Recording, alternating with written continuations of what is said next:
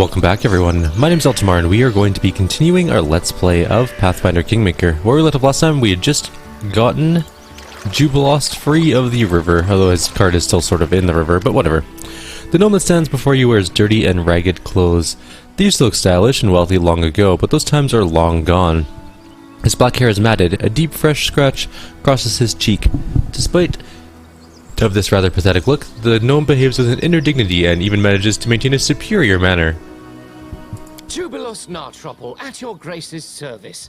Your help with these kobolds and my almost drowned cart was timely indeed. He introduces himself and looks closely at your party.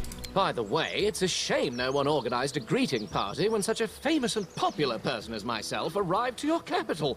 I wasn't expecting a red carpet covered with rose petals, but you could at least have sent ahead some delegation. Oh, at least some of my servants are still alive. Do you know how much it costs to train a proper servant? Jubilost jabbers too fast, never stopping to even take a breath. You can see he's piled up some emotions and just needs to get them out of his system. Sounds like your servants are nothing but tools to you. Truly, with masters like that, being a servant is not much of an improvement over being a slave. Octavia glowers at the gnome. What's this then? Huh. Run along, little girl, the grown-ups are talking. The gnome sizes Octavia up from under his glasses and snorts, rolling his eyes. So, you're not only arrogant, but a boorish swine as well. Why am I not surprised at all? Jubilost only clears his throat, paying no attention to the fuming mage. Also, while I'm on that, I'd like to make an official announcement. The roads in your barony are in terrible condition. People must search for wading fords to cross the rivers because no one had bothered themselves with building bridges, and honest travelers have to take the risk of being attacked by kobolds at any moment. So, how did you say your barony was called? Oh, whatever, never mind. When I draw the map of these lands, I will call them Maybe Local Baron Will Help. I guess it's a fitting name. The gnome falls silent at last. He just watches you with his shifty eyes, opening and closing his mouth as if he wants to say something more, but hasn't come up with anything yet. You think too highly of yourself, Sir Gnome. Behave with some dignity while you're on these lands. Oh, I see. The very spirit of knighthood embodied. So, what do you propose me to do, Sir Knight? Should I lie? Jubilost eyes Valerie up and down. By no means. But you shall not be so blunt. I bid you to express your opinion in a more courteous form. Valerie blushes, but continues to argue. Your problem, Sir Knight, is that you worry too much about form and appearance. Unsurprisingly so, considering your pretty face. As for me, I worry solely about the content. Valerie blushes even more and turns away. It seems to you that the gnome has stepped on her toes. You said you were famous, but I don't know you. What are you famous for? That was either a stupid and offensive joke or a case of total ignorance. The latter, I hope. I'm famous as a traveler, a cartographer, an alchemist, and a journalist. The students of all the major universities study the world using my maps.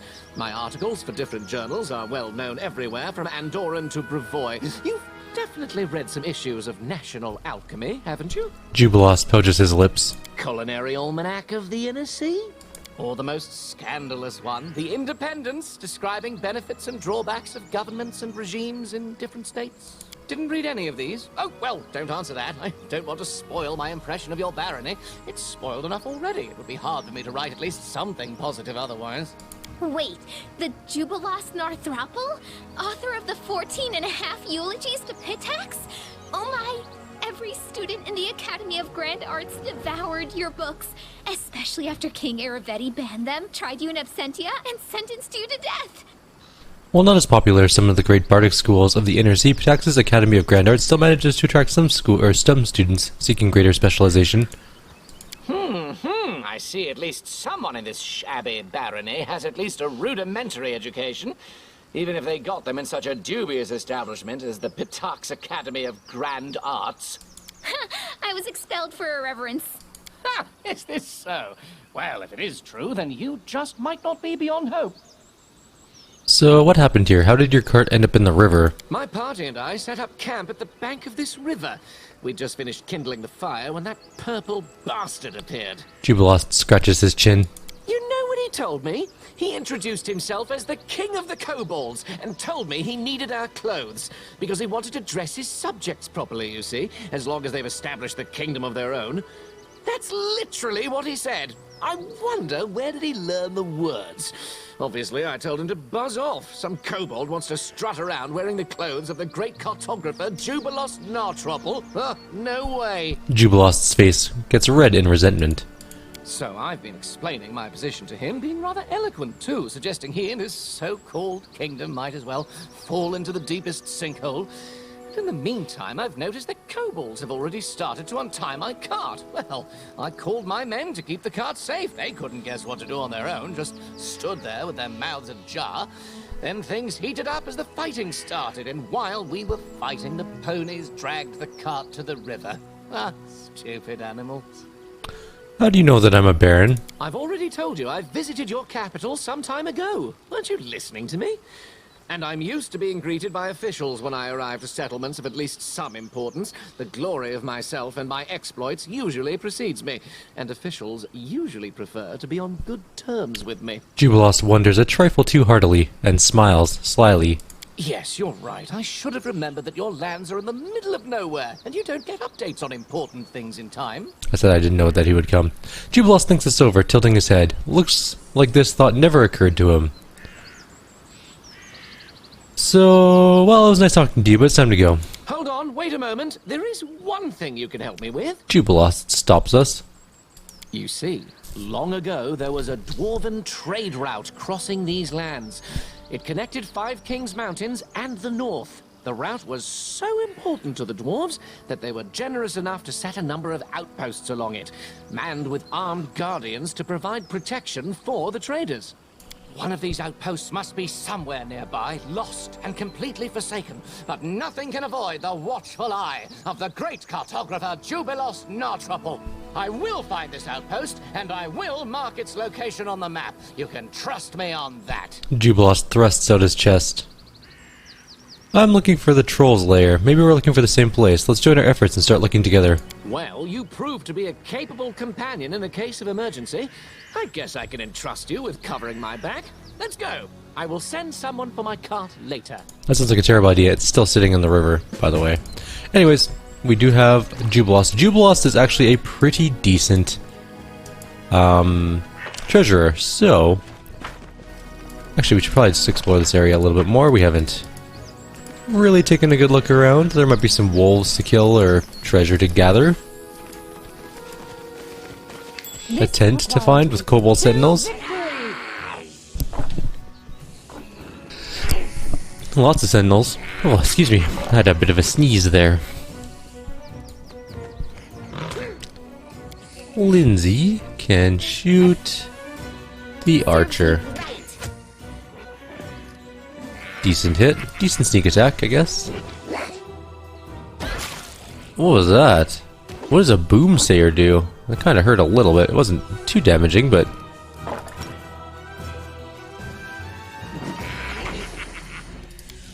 awful. Get around behind here, and then just go boop, right in the back.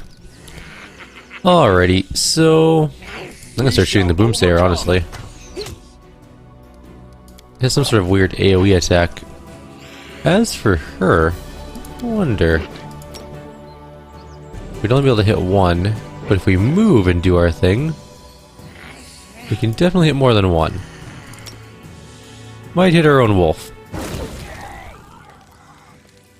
We definitely hit our own wolf. Sorry, or cat, whatever it is. Sorry, cat. But we did kill two of them. So in my defense, it worked out pretty well. Consider me provoked. It's not dead, it's just on the ground, so we could probably get it back up. Now it's dead, though. For sure. We can just rest it and it'll come back to life, though. Attack! Forwards. Boomsayer is kind of annoying. Its AoE damage is quite good. But now it's dead. This is for you. Oh, Valerie's been facing off against the same archer the entire fight and still hasn't killed it. And then now she kills it. Perfect. Well, we're gonna have to rest and get our Smilodon back. I think. We also got a Psi, +1. We'll grab that, and that, and that, and that, and that. And I guess that. This is quite the camp, actually.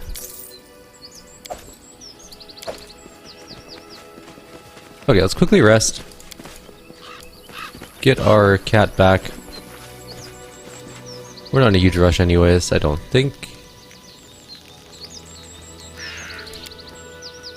Valerie, didn't you like stories, even as a child? I can't believe We did that. All children like stealth our stories. camp, we can tell by the trees. In case you haven't noticed, I'm Still not very a stealthy, child though. anymore. Oh, but our meal sucked. Can you make an epic pose? I Oh, need there's a inspiration. boar here. Aim carefully. Technically it's dead. It's even dead because we used our dazzling thing that goes up when it dies, but it's not dead because it's still alive technically.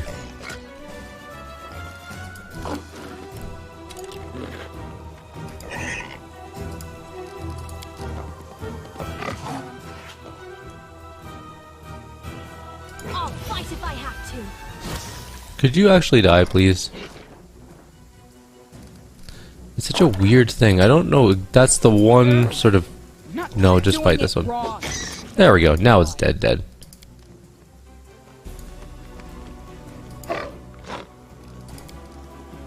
Onwards. This is where I step in. Ooh, we are missing every attack on this boar. Attack. There we go. 14 damage in the back. Do not hold back.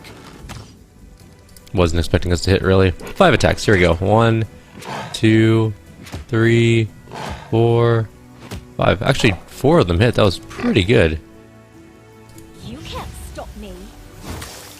It's technically dead, but not really. Now it's actually dead.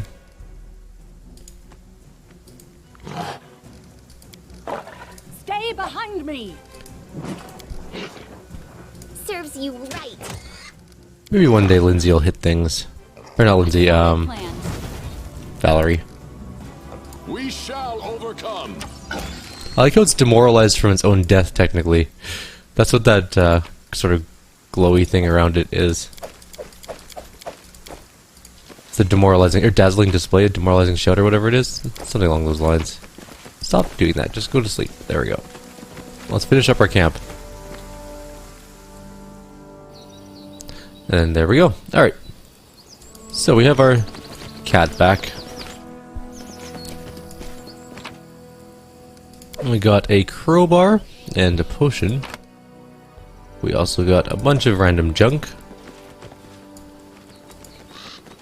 We'll read all the things in a sec here. Alright, this says, camp looks habitable. Its owners must be somewhere nearby. The gnomes fought fiercely, but eventually they were outnumbered. Kobolds' corpses are badly burned by acid and alchemical fire. Mouth-watering broth is simmering in the pot.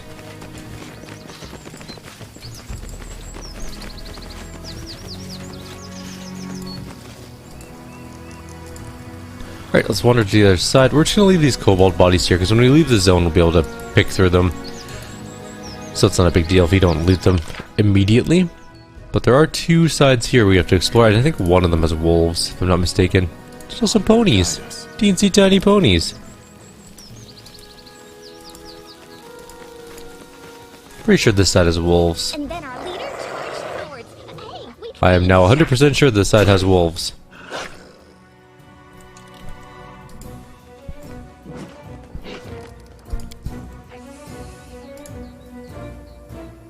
Forwards.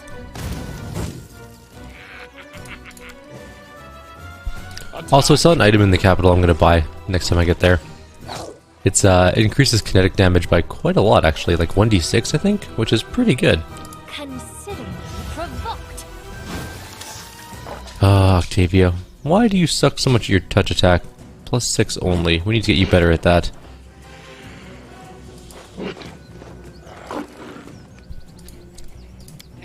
Let's gonna take us a while to get into range, especially with Amiri. She's really slow. It's because of her full plate, but she needs it to not get hit as much. So there's only 3 wolves and 2 kobolds. It's a pretty easy fight.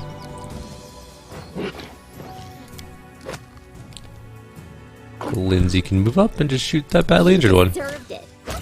And finish it off, apparently. Maybe we should help the wolves against the kobolds. Charge! Miss. Aim carefully. Never mind. We've now effectively taken out half the kobolds. Strike as one. This is for you. Apparently our main character learned archery from like a blind 4-year-old because we shot the ground like 8 feet in front of his face instead of anywhere near the wolves.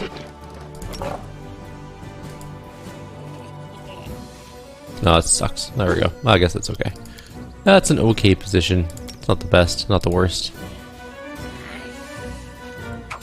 There we go. Alright, now we need to take down the other kobold, Last wishes. which is apparently going to be very fast. I honestly thought this would be a tougher fight. Sometimes kobolds are annoying. This one, not so much. They're nothing compared to the alchemists we had to kill the other day, which were brutally powerful. I don't know why I'm looting things. Oh, because we need to skin them. Okay, so there's also this here. Another treasure chest. It's got soot blackened brand, which is some sort of soup. What is brand? Brand is a bird, I think? What's that? That is a... What is that? A Torig's pendant. Our path leads on.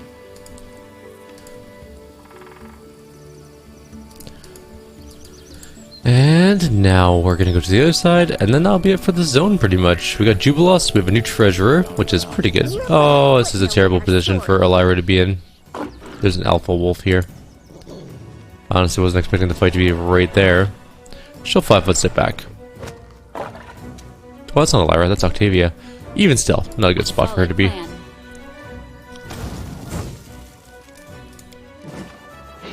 5-foot step, straight backwards. I'll fight if I have to. Missed the alpha wolf entirely. Could probably charge one of these. You colossal moron, why would you do that? You had a straight path to the enemy, and you chose to go up here around and get hit by an alpha wolf instead. This is where I step in. Let's see if we can get it back up.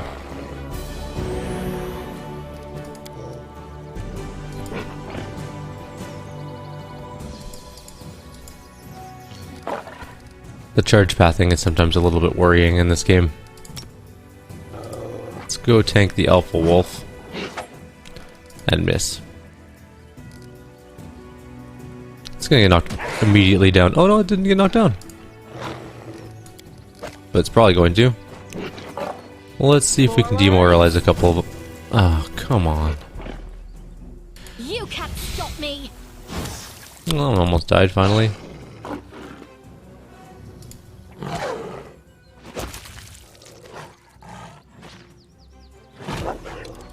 Decent hits, I guess. We got knocked down. That one got knocked down too. Excellent. Serves you right. Finish that one off. That one's out on its own. I don't think anything's in melee with it, so we can shoot it in the face. Amiri, charge that one. Valerie, can you hit? Nope. Okay, well, we tried. Just delay till after Eltimar. Aim carefully. Come on. Why am I rolling 5s so often? Consider me provoked. Okay, that one's dead. Which means this can get back up. And probably flank. But not attack. Don't hit my downed wolf, dog, You cat, deserved it. whatever it is.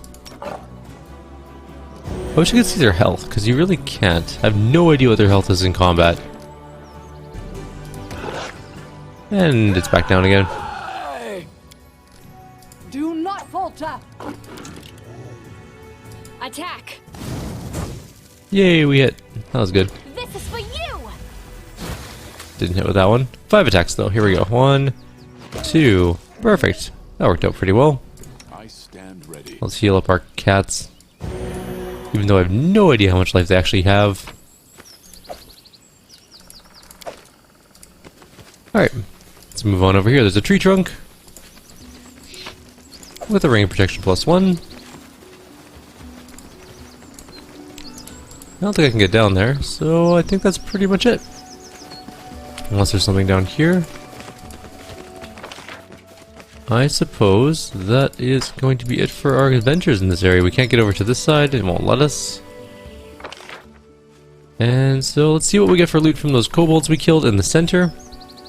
And then we're going to head back to our capital, probably. How's our experience doing, by the way? 2,500 to level? It's not too bad. Alright, so we got some gems, we got some gold, we got a bow. We'll take the bow because they're usually pretty good for weight versus money. And we'll grab these and this and that and that and that and that and that. And copper rings, why not? They're very light. Money, some more junk, crossbow. There we go, let's leave. That's good enough. Now we're free and clear. We're only 2 steps away from the capital, so it's a quick jaunt back. Also, we have an exclamation mark, but we're going to the throne room anyways, so no big deal. I wonder if someone's going to come talk to us. Also, we're going to see if we can find Kaessi, because apparently she's supposed to be in the middle of our settlement in one of the houses. Didn't see her when I was there before, but we'll try it out. Let's manage our kingdom affairs first, though. I'm sure that there's things. So we got +1 community, +4 loyalty, +1 divine for the 8-legged plague. Then that's it. That's all that happened. Do we have any events? Do we have any projects? We do have projects. Okay, so we can do a trade. Well, we can't do a trade agreement with Sartova. We're researching the nature of something. We can't do that yet.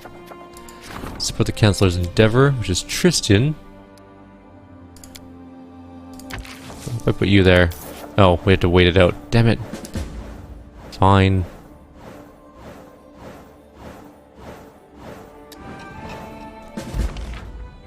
Loyalty reached rank 2. We're also supposed to talk to the priests, because apparently there's a bunch of events to do too. Visitor waits in the castle, so we're going to do that in a sec here. Bunch of visitor waits in the castle. Troll sightings is important.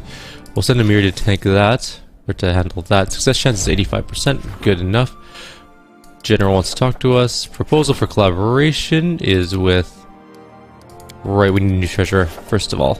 We need to do advisors. Can we switch out Jubilost? Yes, perfect. Did it not switch? Oh, no, it did. Okay, good. Proposal for collaboration is going to be the +5 Jubilost. Success chance is still only 55%. We'll use a crisis point? No. That's silly. Although we do have 6 of them. What happens if we succeed? 3 economy? I mean, it wouldn't be the worst if we didn't succeed. Enchanted Wind is going to be nobody because we have nobody available. And we're going to go talk to the people that are waiting for us in our capital. Alright, what do you want? Who are you? Who are you? Stefano Moscani. The man before you reeks of vanity. His black hair is curled, styled, and generously waxed from the hair atop his head to the points of his mustache. His cheeks and forehead are powdered white, giving him a pallid look. His hand rests casually on the golden hilt of his rapier. As he approaches, a mean, sly smile appears on his face, clearly practiced and prepared in advance.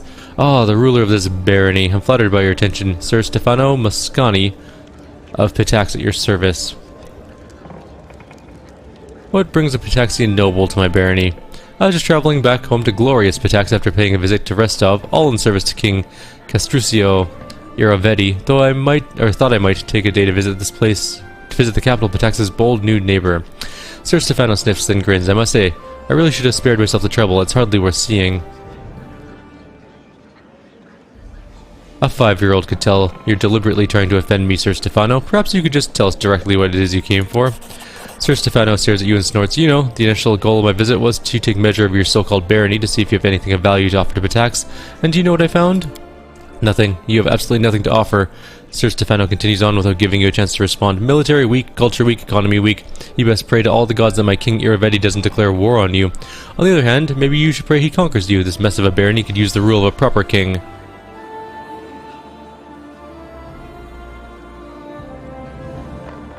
Another word and I'll send you to the gallows. Oh, I'll be on my way, don't you worry. If I were to stay any longer, I fear I might pick up fleas or lice or whatever else passes for subjects in this place. Take care, no need to see me off.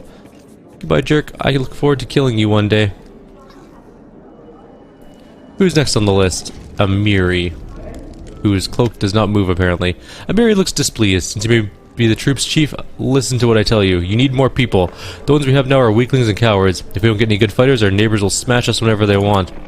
Just so you know, you should pick better fighters. I don't want to deal with overgrown kids who complain about every scratch. Don't take anyone who wants it, or we'll have a full barracks full of pansies. What are we going to do with pansies? We need them strong and gutsy, or there's no point.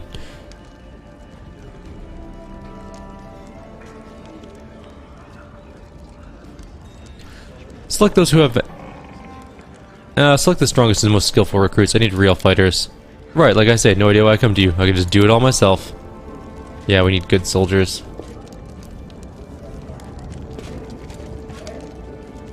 Why are all three of you here now? Your Grace, we are victorious. We fought off the spider invasion and defeated the strange dryad who led them. As a sign of gratitude, your subjects have a special reward for you. I wonder if was this flood of spiders truly caused by the curse? I mean, the curse must be ancient and very ominous. The spiders were definitely scary as well, but they weren't ancient or ominous. I agree with Lindsay. This does seem strange. Seems more like the plot of an insane dryad than a true curse. And then how do we explain the dismal atmosphere at the bald hilltop? The pressure both of us felt here there, Jod. Maybe the curse drove the poor dryad insane, causing her to lead the spider invasion into the barony. Tristan shakes his head incredulously. In any case, I have alarming news. As soon as the spider invasion was over, I visited the bald hilltop again. It's grown quiet once more, and just as gloomy as before. I don't think the curse is broken, just laying low, like a monster that rests before feeding again. And how much time do we have? Oh, I'd say a fair amount. I'd say half a year, or even more. Now the bald hilltop is quiet again, I can barely feel its evil will. I'm sure we'll have enough time to prepare for the next attack. Well, let's prepare for the next attack. Very wise. If we only knew more about this curse, we might figure out some way to fight it. I don't understand. I spoke to the locals. They've never had a spider invasion before, and nothing ever happened to the on the bald hilltop either. Now, both spiders and the curse, right where the new barony appeared in the stolen lands. All this seems highly coincidental. Well, maybe it is coincidental. We'll have to find out. Is that it? Everyone's done? Alright. We're gonna get ready for anything, apparently. Let's got a little bit of experience for that. Now we only have 2,000 to level. 1,900-ish, actually, but whatever. Let's go see if we can find Kaessi. So we're going to the main square. She apparently has a quest for us before she'll join our party, and we're going to have to figure it out. We're also probably going to respec her when she joins us, because I think she's okay, but I think I would choose different feats for her. I basically want her to be a clone of our current kineticist, but with storyline stuff. So it's probably one of these three houses. It's got to be one of these, well, these four. What's this? Oh, it's Kaessi's house. Duh. That makes it pretty easy to find. She has a giant house. Is she super rich? There's Kaessi. A tense silence hangs over the house. Kaessi, your tiefling friend, emerges from the shadows, but her eyes are staring into the distance. She seems to look past you. No, not now. The turmoil is suddenly over, but you see fear in Kaessi's eyes. Her blue eyes. It's you. I wanted to say I feel almost sure I just witnessed some sort of divine intervention. The girl closes her eyes and clenches her fists, obviously in the grip of a strong emotion. But one you cannot read. I knew it couldn't last forever. Why did he even make this rule, if he knew it would be impossible to keep? She takes a deep breath and opens her eyes and speaks with firm resolve. Come what may, you should know, Eltimar, that the person you know by the name of Kaessi does not exist. My real name is Kalik, and well, it's a long story, and such stories are better told beside a welcoming fire. Will you hear me out? Fine, let's go. Off to upstairs, I guess, and there's no fire in sight.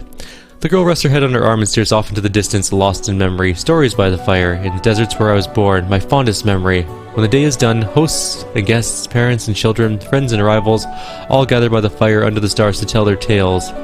All they did, all they witnessed, all they heard from other travelers, and the whispers carried by the desert wind. My sister and I were often stuck in to hear the stories, hiding in the shadows just beyond the circle of light and warmth. We are hellspawn, you see. Tieflings are unwelcome guests in Kyrieru, unblemished by the light of merciful Sarenrae. We grew up sleeping in a common tent, scavenging food here and there, like orphans, all but outcast and disowned. We were 13 when we left, and set off to find happiness in the cities, and everyone we left behind sighed with relief. My sister and I, we are twins, but as different as the sun and the moon. Her name is Kyrieru, which means silent flame. She is fire, a cold fire, but one that turns everything to ash. I'm a river. It brings me joy to give water to tired travelers and nurture green shoots, but when I flood, I am bound to bring death. The girl's eyes are full of sorrow. Despite our differences, we are one. Our lives belong to divine Nethys, and by his mercy we now live, in turns. While one of us is here, the other sleeps in another place, and when she wakes up, we switch places, just as you witnessed.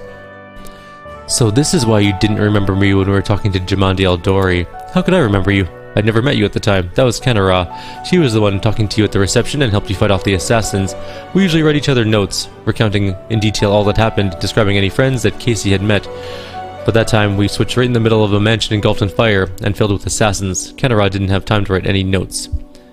And how is it that you begin to live in turns? Oops. That was weird. There we go. Kaliki lowers her head. The story, it's one I've never told anyone before, no one in the whole world, and it's not easy to confide in a stranger. There's too much grief and guilt in it. If you don't mind, I'd rather not go into all the details. You see, my sister died, and I couldn't get over it. Kyrieru was killed by a soul eater, a monster summoned by secret followers of Abaddon's archdemons. Those who summoned her died in the fight, but the beast was too strong for my sister, and I wasn't there to protect her. Kalik catches her breath. I wish we just had a fight, and we both did some stupid things before. Or sorry, we just had a fight, and we both did some stupid things before, but I don't want to talk about that now. When I found out what happened to my sister, I was ready to make a deal with any power, if only I could just get her back, and I found such a power. I was contracted by the Arcanathane, the herald of god Nethys himself. She promised she would return Kyrieru to life, but on two conditions. First, we must both keep the arrangement a secret, and second, we would never be able to meet again. And so our new life began. Now we flee through the world guarding our secret, always introducing ourselves as Kaessi to hide that there are two of us, and we switch places with each other at random. While one lives, the other sleeps in a demi-plane, one created specifically for us, or especially for us.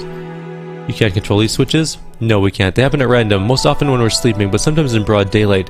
That's why we can never stay in one place for long. When someone witnesses us switch, we usually tell them tales of a special magical way of traveling, but people start noticing strange things and begin to figure things out. Truth be told, I'm so tired of having to pretend.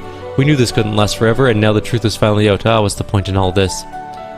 You revealed your secret to me. That means you broke one of the rules set by the deity's herald. Yes. Will you make me regret this, Eltimar? I felt you might be someone who could help me and my sister change our fates. What can I do? That's actually what I wanted to talk to you about. Kyrieru was supposed to tell you of an ancient treasury that we've been looking for. Gold isn't the only thing of value in this place. It may contain an ancient relic taken by the Taldan raiders from a respected Kadiran temple of Nethys. It's an unusual relic. It's called the Disc of the Eclipse. I once heard a beautiful story that it was created from the shadows that hide the sun and the moon, but I don't think that could be truthful. Nethys is the god of magic, who was once a mortal wizard, and relics from his temple are usually very powerful.